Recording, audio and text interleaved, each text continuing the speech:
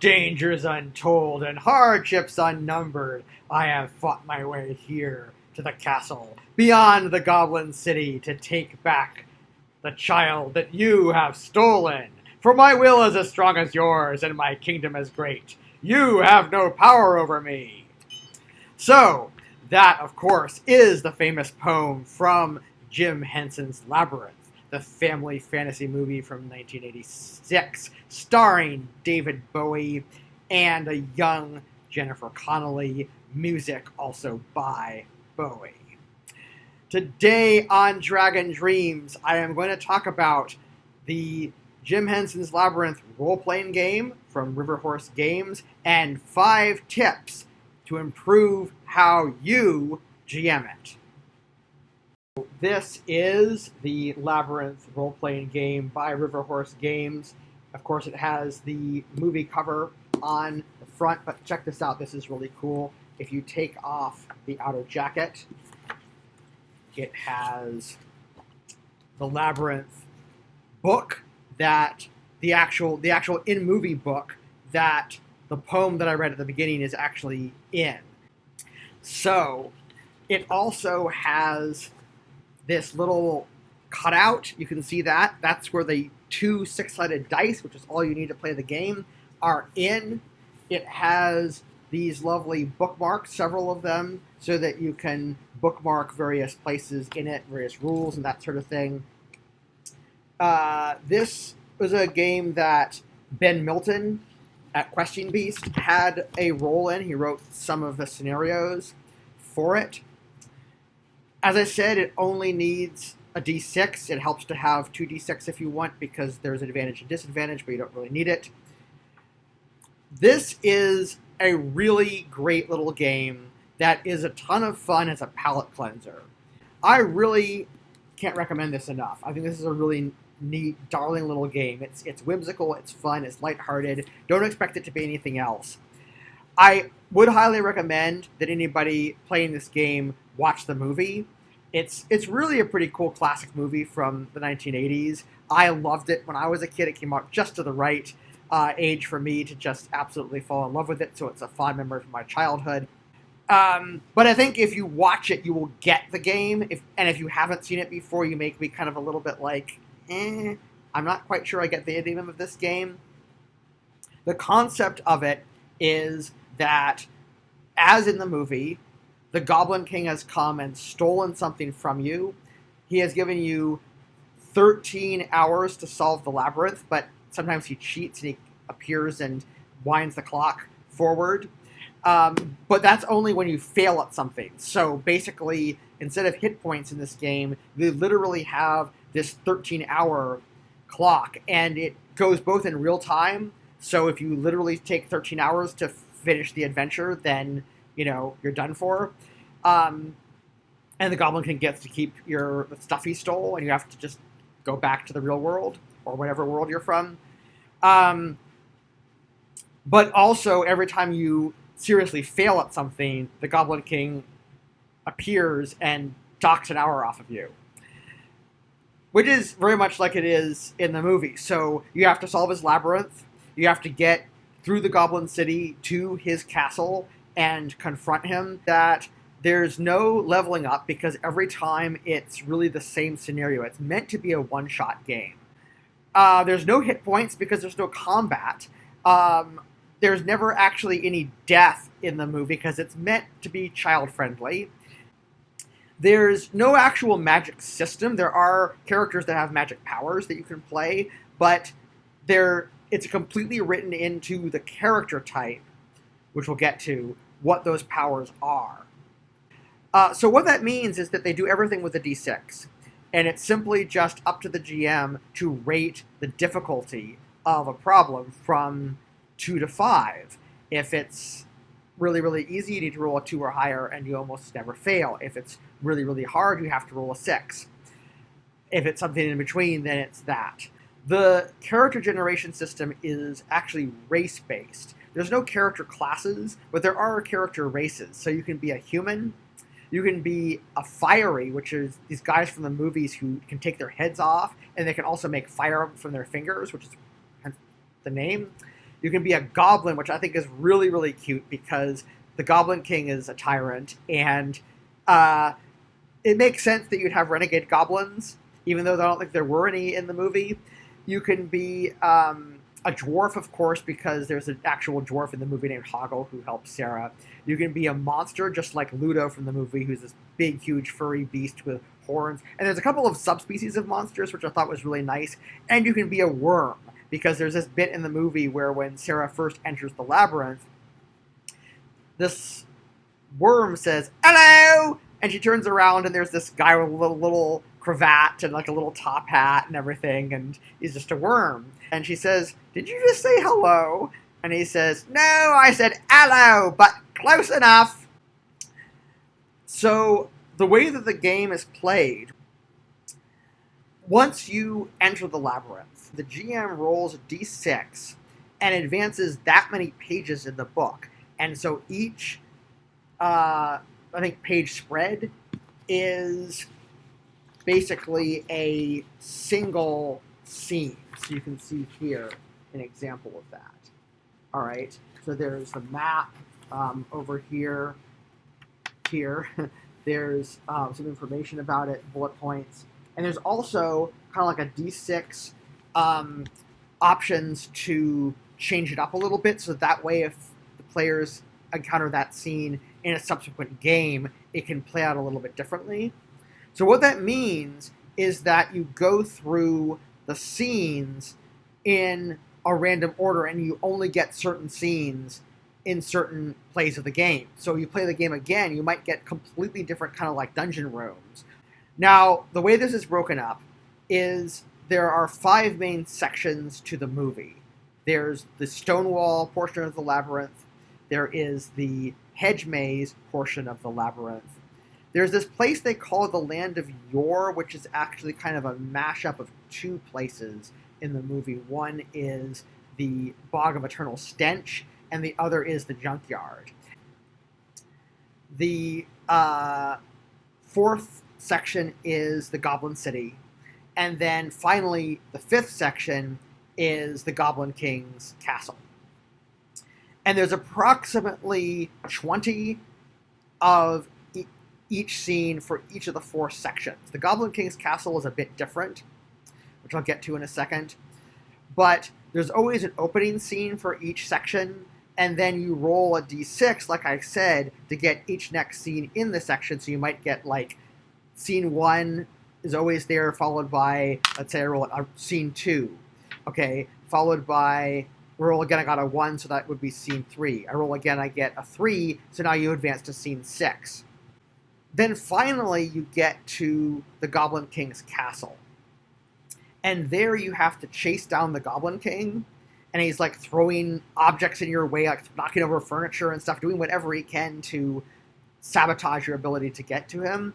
And every time you do anything, that thing costs you 20 minutes. So every 3 things that you do, or every 3 locations you go to, something like that, is you lose an hour on that 13-hour clock. And remember, if you lose all 13 hours, you fail. Each of the scenes might be a major obstacle, but it can also just be something that is fun to interact with. Like, one is just a tavern, and it's just there, and you don't actually have to go into the tavern. You can just continue on and completely bypass it, and then you get past it. Once you get to the castle and you have to chase down the Goblin King, either you recite the poem that I read at the beginning, or way number 2, you have to prove that you are both,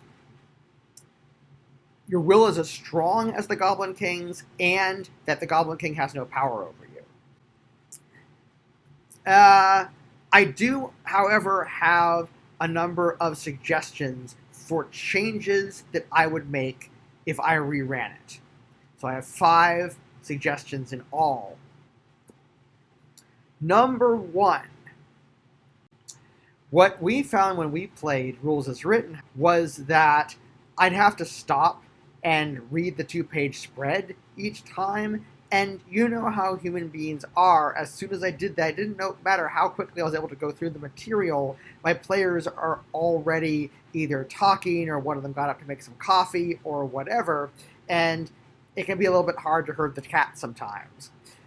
Whereas if you predetermine what the scenes are and really get them down and think through how you might play them through, how your players might react to them and things like that, then I think you're going to have a much smoother and more immersive experience. Number 2, have fewer scenes.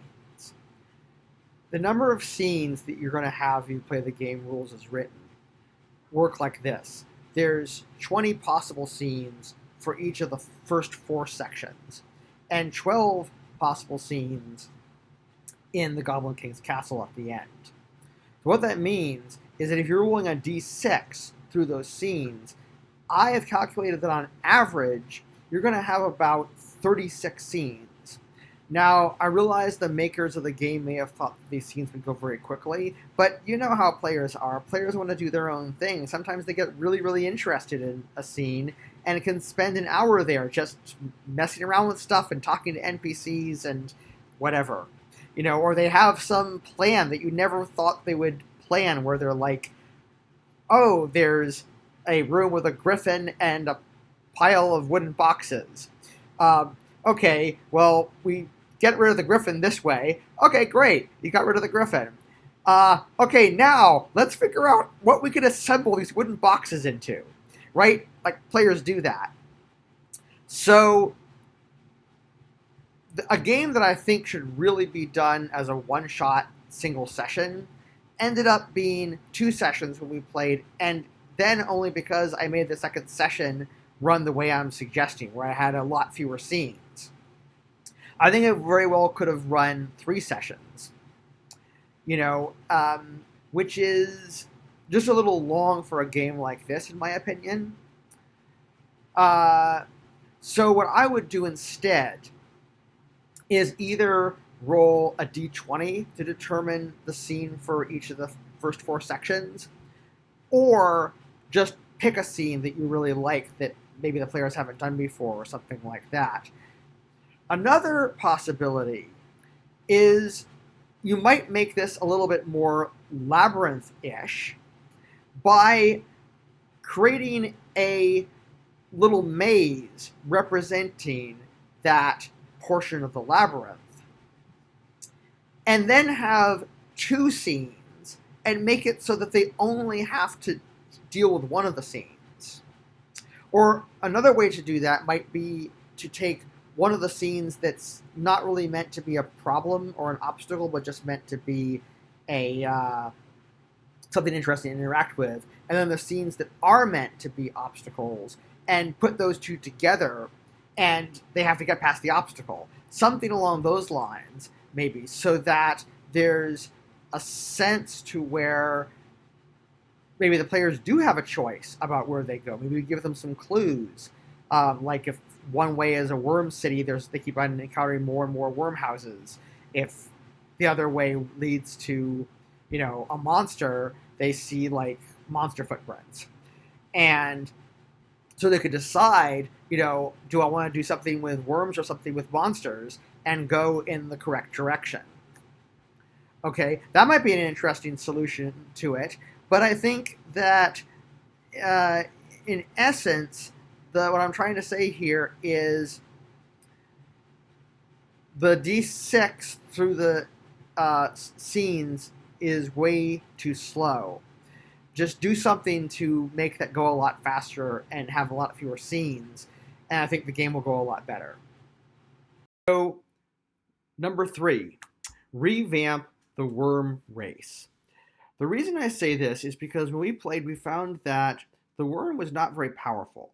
Now, certainly there are certain times when the worm is really useful. A worm can, say, crawl through a little hole or something like that. But not all of the scenes had obvious ways for a worm to interact with them. In fact, very few of them had that kind of thing. And also, although I think technically it says that worms can carry as much equipment as anybody else, it seemed sort of weird. I mean, like later on in one of the scenes, it actually says that there are these worms that you meet who only are carrying small pieces of equipment. So I think the implication is that worms just logically can't carry human-sized pieces of equipment, which makes them also very useless. It's like the items they collect are not typically useful. They might be like needles or something like that, but they're not necessarily. So I have a way to fix this. First of all, instead of have it be a worm, have it be a wereworm. And the idea of a wereworm is a worm is somebody who can transform into a human or back into a worm. But they have to make a skill roll to do it. So they have to roll a d6 and get a 4 or higher to make transformations each way, worm to human, human to worm. And they can start as either one. And if they fail, then they can't do it for another hour as defined in terms of the game. So if they lose an hour, if the Goblin King sets it forward an hour on the clock, or if there's actually a full hour of gameplay. So what that means is that they can carry human equipment when they're human and worm equipment when they're worms. You may even make it so that you have to decide as a GM whether or not their equipment shrinks. But maybe it'd be more interesting not to have that happen, so that, if they turn into a worm, they're just like, a worm. They don't keep their clothes. They have to like get a little cravat and, or a bonnet or something like that, and do a change behind a bush somewhere or something. Maybe when they change back, I don't know. Maybe they just have maybe their backpack does not change back to them. They have a little worm backpack, and it's still little tiny items. I think that would actually make things more interesting. So in addition, wereworms have the following 2 powers. The second power from changing into a worm is the earworm power. And let's say they could use this once per session, or maybe even as often as they like. And the idea is that they would put a song that's really catchy into somebody's head, but they have to pick a song that is actually going to have an effect on that particular character, either a song they really like or a song they really hate. And if it's something they really like, obviously they'll get all kind of preoccupied and like dancing around and, getting involved with that song. And if it's a song they really hate, then like that will put them in a bad mood or something. And the results would be determined by the GM. So that's why I'd say it could even be something they can do all the time. And again, they just roll like a 4 or higher on a d6 to do it. The other power they have is the bookworm power, which is that they can gnaw their way through a book and gain the information in it. So that makes them a lot more interesting. They have some faults, such as they can't change back from a worm into a human if they fail their roll. Things like that, but they also have kind of some interesting aspects to them, some interesting special powers, and they can still do the whole worm thing. 4. In character generation, rules as written, the characters choose something the Goblin King stole from them. Instead of doing that, have the players come up with a deal that they made with the Goblin King that they regret making and now want to break. Here's why. 2 reasons, in fact. First of all, if you really look at the plot of the movie, that's actually what happens. It's not that the Goblin King just comes and steals Sarah's stepbrother, her baby stepbrother. It's that Sarah actually asks the Goblin King to take away her baby stepbrother. The Goblin King does, and then she regrets it and says, "Give me my stepbrother back." And the Goblin King says, "No, we had a deal." And she says, "Please, you must be so scared." And he says, "All right, I'll make a deal with you. You have 13 hours to solve my labyrinth, and if you can't do it that time, then the baby is mine and I will turn him into a goblin. Okay, so what that means is that the formula for Labyrinth is not the Goblin King took something from me and I want it back. It's I made a deal with the Goblin King and then went, oops, I didn't actually want to make that deal and I want it undone. See, that changes the entire dynamic of everything. The Goblin King is not a demon, he's a fairy lord. He is, in other words, this sort of dark character who's not actually evil, but it's more like, well, you mortal made a deal with me, and I'm going to take this because this benefits me. I want another goblin to have in my kingdom. I have the power to turn your baby into a goblin, so what's your problem? You know, and that's such a fairy thing to do. Okay, you make a deal with the fairies, that's a binding thing. It's like there's governing laws of fairy, okay? And so what that also means is that your character, I think, is going to be a lot more interesting for having something that is a deal they didn't really mean to make versus just an item was stolen. Here's why.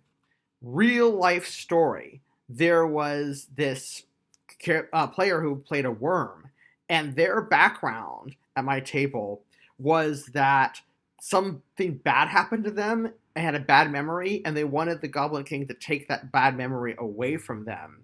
The Goblin King did, but then they regretted losing that memory. And I thought, that's cool. That's a great character. That's so much more interesting than the Goblin King stole my tea. I want my tea back so I can have tea with the missus. That would be comical. I'd laugh, but it would kind of get old pretty quickly. So, have the players make their characters around, I made a deal with the Goblin King and now I regret it. So much more fairy. And number 5, the solution to beating the Goblin King didn't work very well, to be honest, when I ran this. What happened was, so the solution again is you either have to read the poem that I read at the beginning of this video and that Sarah reads at the beginning of the movie, and that defeats the Goblin King, or you prove to the Goblin King, or declare to the Goblin King, that your will is as strong as his and he has no power over you. Now, that as a solution, there has 2 problems. One is, they never really give you any clues that that is the solution. So when my players got to the palace, they keep catching up with the Goblin King only to go, what do we do? Like, help, I thought we solved the labyrinth. We're here. Like, now what?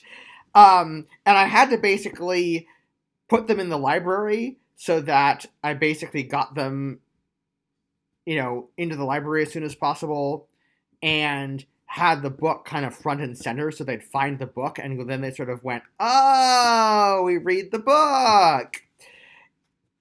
There's a second problem with that. So the second problem is that it relies on metadata, or to put it another way, it relies on player data, where the player has actually seen the movie and kind of knows this is what's supposed to happen. But there's a really major problem with that in a role-playing game because it completely breaks immersion, right? It takes you totally out of this actual game that you're playing, where you're supposed to be portraying these characters who are in this situation. And it turns it into something where it's almost like Trivial Pursuit. It's like, do you remember how Sarah defeated the Goblin King? There's a much better way to handle both ways of defeating the Goblin King. Okay, and that is to seed the adventure with clues. Now, this is standard advice that you get to a lot of dungeon crawl design people. All right, so here's how I would do that. First of all, I would have the Goblin King, when he initially taunts the characters and says, you have to defeat my labyrinth and then, confront me, within 13 hours. You I would have the Goblin King kind of tower over them and say, "But I think that you have not the will, and know that whilst you are in my labyrinth, I have all the power." And that's kind of a clue that there's this thing about will and power he keeps on going on about, right? Or it will be something he keeps on going on about. Stay tuned. So then have that happen a few more times, because the Goblin King appears all the time in the movie and taunts Sarah and her companions, but there isn't really a whole lot of that in the role-playing game. So have the Goblin King show up plenty of times and keep on going on about will and power, like, how you enjoyed my labyrinth. Have you forgotten that I am all-powerful within my domain? Or, how are you in dealing with my labyrinth? Has it sapped your will now that you are going straight back to the beginning? And they're like, then they start getting the pattern after a few repetitions of this, that the Goblin King is obsessed with whether or not they have the will to go through the labyrinth, and whether or not they realize that he actually doesn't have as much power as he keeps claiming to have. It's like the lady doth protest too much, methinks. So, then for the poem, the clues that I would drop are, first of all, I would have the characters meet some NPC who would talk about, well, the Goblin King is this tyrant, and we'd defeat him if we only knew where this magic spell was. You see, there's a magic spell written in a book called The Labyrinth, but nobody knows where that book is anymore. And that gives them, oh, there's, a thing. Backtracking to the beginning of the adventure. The second thing that I would do is, so there's a pool of water that's in front of the entrance to the labyrinth. That pool was in the movie because the dwarf Hoggles is peeing into it when Sarah first meets him, sort of like one of those gargoyles, and it's also in the role-playing game because it's a nifty way for them to have a little place where you can get a couple of items. So there's a couple of randomly determined items in the pool. Now, what I would do is I would have that labyrinth poem be somewhere written on or in the pool. Maybe either on a wall outside the pool covered up by some bushes, maybe at the bottom of the pool covered by the items, maybe on the inner lining of the pool, something like that. So there's something you have to do to work a little bit to get those lines. They're lines that are carved in stone in a place that you can't move. You can't just move the pool. So you have to either have some way of writing down those if you realize that they're important, which you may not, or you have to remember them, which you may not. And so what that means is that once they get that first clue in the middle, where they find out, there's this poem that can defeat the Goblin King, they might be going, there was that poem on a pool, right? But, oh no, that's right at the beginning of the labyrinth. And let me tell you, you as the GM should definitely make them lose some hours. The more hours they lose would depend on how far in the center of the labyrinth they are. So if they're already at the Goblin City and they go all the way back and then all the way back to the Goblin City, that should lose a lot of hours. If they are still in the stone maze part, maybe not so many. Maybe not any. But maybe, you make them go through new scenes in both backtracking and going back forward so they have to, go through new scenes to get to the labyrinth, which can also have consequences of losing time. So it's a really big risk, potentially, to go back to the beginning, realize that poem was important, and write it down. Which is why you would have a third clue. They always say have 3 clues. The third clue about the poem would be that one of the scenes would be like a library, or they meet an NPC who's like the Goblin King's librarian, or he runs the public library or something like that, and maybe he complains, I'm the goblin who runs the public library and in the Goblin City. And we had this great book that a lot of goblins really like, called the Labyrinth. And one day the Goblin King comes in and he just takes it for his private collection. I mean, I think that's rude, don't you? And then they can be sort of like, wait a second. Didn't we hear somebody tell us about a book called Labyrinth that has the poem that will defeat the Goblin King in it? Did we just find out where the book is? You just did, didn't you? But the bad news is it's in the Goblin King's palace. Where else? So now, of course, once you get to the palace, you need to make a beeline for the library, and which means finding out where the library is in the floor plan of the palace, which might mean talking to some NPCs or getting some additional clues or something, right? So that way they would know once they get there what they need to do. All right. And I think armed with those 5 clues, or rather those 5 tips, you are going to run a really fun game of Labyrinth. Thought on the whole business of defeating the Goblin King. One thing that I was disappointed in the book is everything else is so well done with regard to playing the game multiple times. But now that I contemplate what it would be like to run the same game for the same group of players, but with new PCs and with a new set of scenarios, I'm realizing that it's kind of lame if you get to the palace and you're like, I know from last time, my will is as great as yours, and you have no power over me. And it's like, yep, you win, yay. It surprised me that they didn't put something in there, like they always have these little D6 charts of ways you can mix it up. I would like to have something else to mix up. And a couple ways you might do that is maybe just they have to find the book. Maybe it's a different book each time. So they have to find the right book in the library and get new clues to get that. And maybe there's different things they have to say to the Goblin King on subsequent times.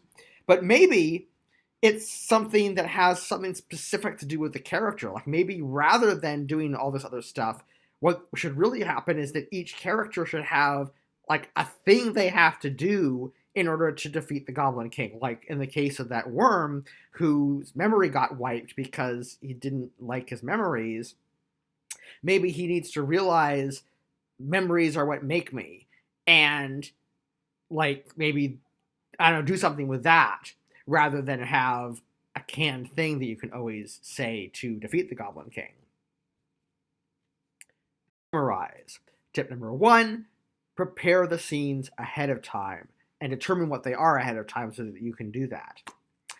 Number 2, don't use as many scenes because using as many scenes as they say rules as written will make for a pretty long game. Rule number 3, fix worms by making them wereworms who have the powers to put earworms in people's heads, those you get a song stuck in their head, and have the power to know what's in a book by eating through it as a bookworm. Number 4, instead of having the setup be that the Goblin King stole something from one of the characters or all the characters, have it be that each of the characters has made a deal with the Goblin King that they want to break. So much more fairy. And number 5, provide clues to how you defeat the Goblin King in the end, and maybe on subsequent times customize it to the deal the characters made with the Goblin King that they want undone, rather than it just being the same solution every time. Or if you don't do that, at least move the book around or use a different book from the library or something. So, I hope if you play Labyrinth, you have a really wonderful time. I think if you get the book and you run it, you will not regret it. This is something that could be run again and again and again as a wonderful whimsical one-shot. If you've played it, let me know how it went. If you used my tips, let me know. Or what tips do you have? Until next time, keep dreaming, everybody.